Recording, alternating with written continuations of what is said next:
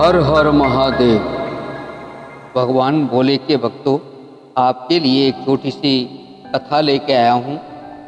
शिव परछन, ये मेरा 10वां भाग है। नगर के निकट पहुंचकर भगवान शिव ने देवर श्री नारद को हिमाचल के घर भेजा। उन्होंने हिमाचल को बारात के आगमन की सूचना दी। हिमवान ने जब यह सुना कि सर्वव्यापी शिव मेरे नगर के निकट आ पहुँचे हैं, तब उनकी प्रसन्नता का ठिकाना न रहा। बहुत सा सामान एकत्रित करके तथा ब्राह्मणों एवं पर्वतों को साथ लेकर वे भगवान सदाशिव की आगमनी करने चले। वृषभारूढ़ भगवान शिव का दर्शन कर हिमवान धन्य हो गए। करोड़ों कामदेवों की छवि को मलिन करने वाले महेश्वर की शोभा अद्भुत थी। उनके दिव्य अंगों के प्रकाश से संपूर्ण दिशाएं प्रकाशित हो रही थीं। उनका श्री अंग नूतन रेशमी वस्त्र से सुशोभित था।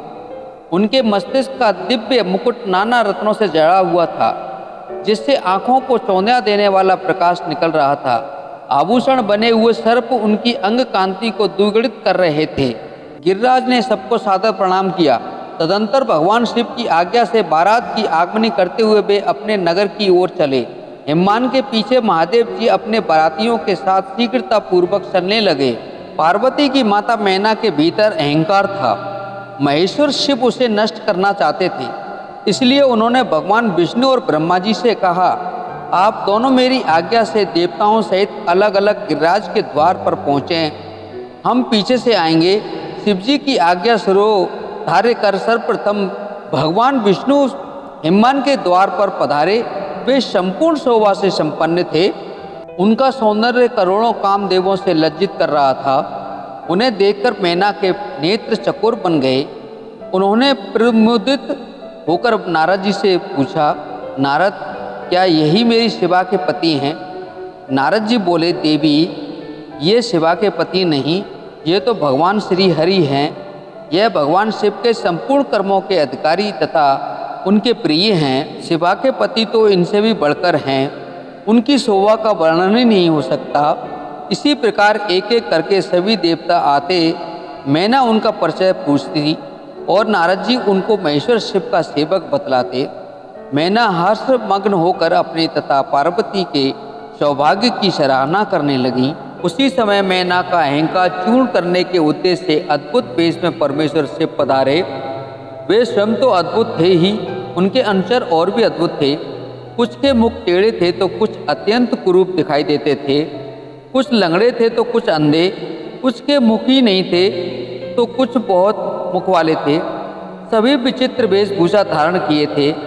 उनके बीच में भगवान शंकर बृहस्पति पर सवार थे।